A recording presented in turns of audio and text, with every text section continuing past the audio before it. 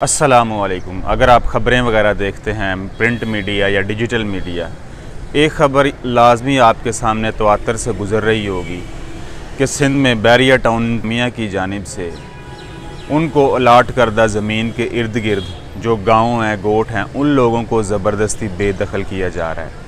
और ये बेदखली जब भी होती है, इसमें पुलिस और मुतलका इंतज़ामिया लाजमी मौके पर मौजूद होती है। जो लोगों के साथ जुल्म व ज़्यादती करती है उनको उनकी ज़मीन से बेदखल करती है, निकालती है।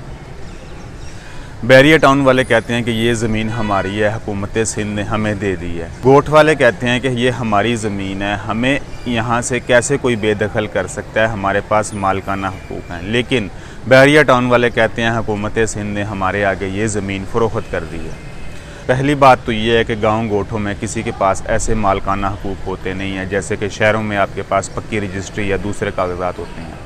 स्टाम्प पेपर वगैरह ज़रूर होते थे पहले, हाँ, अब आके रजिस्ट्री वगैरह का भी रवाज हो गया। पहले सिर्फ स्टाम्प पेपर के ऊपर ही काम चल रहा होता था या कई लोगों के पास वो भी नहीं होते थे। अगर 500 अफराद के गांव में किसी के पास मालिकाना हकूक़ के कागजात हैं भी तो उनकी तादाद 10-20 से ज़्यादा नहीं होगी। और इन 10-20 अफराद को भी अदालतों में ये साबित करने में कि ये ज़मीन हमारी है, हमारे पास पक्के कागजात हैं, तकरीबन 10 से 20 साल का अरसा तो कहीं नहीं गया। 10-20 साल का अरसा कौन जीता है, कौन अदालतों के चक्कर लगाता है? ये जो चक्कर लगा रहा है आप उससे पूछ सकते हैं, वो आपको बेहतर बता सकता है। तो फिर चलेगी किसकी, बैरिया टाउन या इस जैसी दूसरी हाउसिंग सोसाइटियों की? वो अपनी मन मर्जी करेंगे क्योंकि गांव वाले पुलिस या दूसरे इदारों के सामने खड़ा नहीं हो सकते क्योंकि उनकी पुश्त पर बैरिया टाउन खड़ा है। बैरिया टाउन की बी टीम कौन है? हुकूमत सिंध है। हुकूमत सिंध किसकी है? जरदारी साहब की है। जरदारी साहब ज़ाती दोस्त किसके हैं? मलिक रियाज साहब के हैं। मलिक रियाज साहब कितने मुतनाज़े हैं, कितने अच्छे हैं, इसके बारे में दो राय पाई जाती है। कुछ अफराद जो कहते हैं मलिक रियाज साहब पाकिस्तान के लिए बहुत अच्छे हैं, उन्होंने पाकिस्तान के लिए बहुत कुछ किया है। कुछ लोग कहते हैं कि वो कब्ज़ा माफिया के सरगर्म कारकुन हैं, बल्कि कह सकते हैं कि उनके इंचार्ज हैं कब्ज़ा माफिया के। उनके दूसरे शहरों में जो प्रोजेक्ट है जैसे लाहौर है, रावलपिंडी है, इस्लामाबाद है, उसको कतई नज़र, लेकिन कराची वाला मंसूबा उनका सारी मुतनाज़ा चलता आ रहा है। पहले चीफ जस्टिस साहब के साथ भी उनका तनाज़ा चलता रहा, वो उन्हें कुछ कहते रहे, वो उन्हें कुछ कहते रहे। फिर जी सेटलमेंट होगी, तकरीबन 800 अरब रुपया जो बैरिया टाउन है वो अदा करेगी हुकूमत को इस सारे मामले में। उस मामले में क्या पेशरफ्त हुई है? सिफर पेशरफ्त हुई है। वो मामला भी अभी तक लटका हुआ है, किस तरफ जाएगा कुछ कहा नहीं जा सकता। कोई भी हाउसिंग सोसाइटी शुरू होते ही फ़ाइलें बिकनी शुरू हो जाती हैं।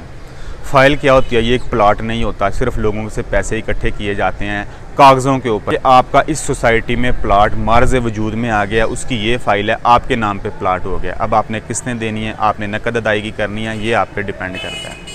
अच्छा जी, आपने एक फ़ाइल ख़रीद ली, उन्होंने कहा जी आपको कब्ज़ा मिलेगा 4 साल के बाद, 5 साल के बाद, 10 साल के बाद। इतने अरसे तक आप इसकी इकसात अदा करते रहें। अब आपने 4 साल इकसात अदा की, 5 साल इकसात अदा की, लेकिन ये मनसूबा मुतनाज़ा हो गया, इसके ख़िलाफ़ कोई इम्तनाई हुक्मनामा आ गया, कोई इस तरह के दूसरे मसाइल आ गए। जो पैसे लेने वाला, जो डेवलपर है, जो हाउसिंग सोसाइटी का मालिक है, वो तो हो गया साइड पे। अब आप जाने और हुकूमत जाने और अदलिया जाने, क्योंकि आपने तो पैसे पे कर दिए, क्योंकि आप तो प्लाट के मालिक बन चुके थे उस डेवलपर की ज़ुबान के मुताबिक कि मैंने आपको प्लाट बेच दिया, लेकिन प्लाट का अभी कोई वजूद ही नहीं था। हाउसिंग सोसाइटी वाले क्या कहते हैं, आप पाकिस्तान में रहते हो तो कहीं भी मुँह करें, इस जैसी दूसरी तरक्की याफ्ता चीज़ों की कोई चीज़ आपको नज़र नहीं आएगी। जो आपको कहा गया होता है फ़ाइल में, ऐड में, इश्तिहार में, जो आपको बताया गया होता है कि इस हाउसिंग सोसाइटी में ये खूबी है, ये सहूलियात हैं, लेकिन जब आप वहाँ जाएं आपको सिर्फ एक दरवाज़ा नज़र आएगा, एक तकरीबन 500 मीटर की रोड नज़र आएगी जो वो बता रहे होंगे कि हमने इतने किलोमीटर रोड बिछा दिया, बिजली आ गई, गैस आ गई।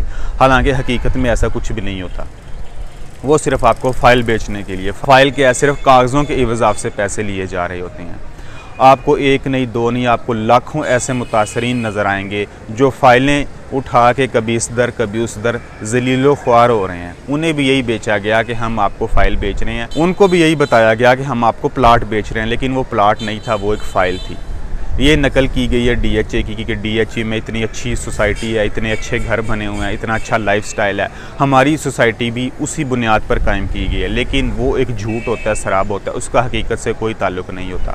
आपको आए दिन मुतासरीन मिलेंगे अदालतों में, नैब में जा रहे हैं, कभी कहीं जा रहे हैं, कभी कहीं जा रहे हैं, फ़रियाद कर रहे हैं, जी हमारी सारी उम्र की जमा पूंजी लुट गई, हमने प्लाट ख़रीदा था। प्लाट नहीं ख़रीदा था, फ़ाइल ख़रीदी थी, उसको कह देते हैं फ़ाइलर। ये फ़ाइलर हजरात हैं। फाइल गुम गई जी, पैसे गुम गए, ये हो गया, वो हो गया। बैरिया टाउन की भी मिसाल भी ऐसी है। इनके कई प्रोजेक्ट ऐसे हैं जो कि फ़ाइलों तक ही महदूद रह गए हैं, लोगों को पैसा डूब गया। हाँ, इनके 15-15, 20-20 मिनट के इश्तिहार आप ज़रूर टीवी पे देख सकते हैं, जिसमें वो अपनी फलाही सरगर्मियों के बारे में बता रहे होते हैं। हमने इतने हस्पताल खोल दिए, खैराती अदारे खोल दिए, फ्री लंगर खाने खोल दिए, ये खोल दिए, वो खोल दिए।